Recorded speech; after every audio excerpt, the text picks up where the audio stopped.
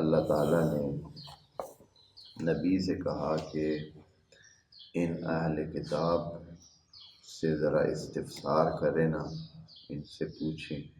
کہ آپ جو ہماری بات نہیں مان رہے ہیں اور انکار کر رہے ہیں، مسلمانوں سے کراہت کا اعلان کر رہے ہیں، انکار کر رہے ہیں، دور ہو رہے ہیں، تو اس کی وجہ اس کے سوا کوئی ہے کہ ہم مومن ہیں، ہم اللہ کو مانتے ہیں، جو ہم پہ کتاب نازل کی اللہ تعالیٰ نے اس کو مانتے ہیں، اور اس سے پہلے والی کتابوں کو بھی مانتے ہیں۔ یعنی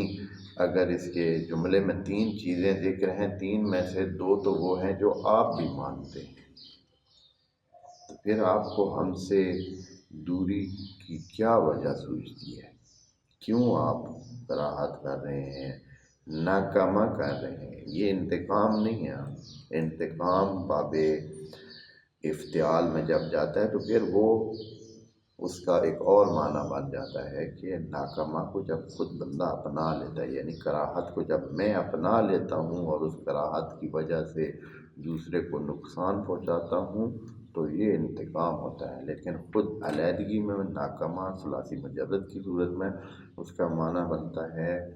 کسی کا انکار کرنا، کسی سے کراہت کرنا، نفرت کرنا، اس کے لیے دل میں غضب اور غیر رکھنا۔ تو اللہ تعالیٰ نبی سے فرما رہا ہے کہ آپ ان سے پوچھیں نہ ذرا کہ آپ سے ہم سے جو یہ دوری اختیار کیے ہوئے ہیں، نفرت کرتے ہیں یا کراہت رکھتے ہیں، انکار کرتے ہیں، تو اس کی وجہ سوائے اس کے کوئی ہے کہ ہم ایمان لے ہیں اللہ پر اور کتاب پر جو ہم پہ نازل ہوئی، وہ کتاب جو آپ یعنی اس سے پہلے نازل ہوئی، آپ لوگوں کی طرف آئی۔ یا دوسری وجہ یہ بھی ہو سکتی ہے کہ وَأَنَّ أَكْثَرَكُمْ فَاسِقُونَ، اور دوسری دلیل اس کے سوا نہیں ہے کہ آپ فاسق ہیں، حقیقت میں آپ بدنیت ہیں۔ یہ نہیں کہ ہمارے ایمان کی وجہ سے آپ کو مسئلہ ہے، بلکہ آپ بدنیت ہیں، آپ اپنے دین پر بھی عمل نہیں کر رہے۔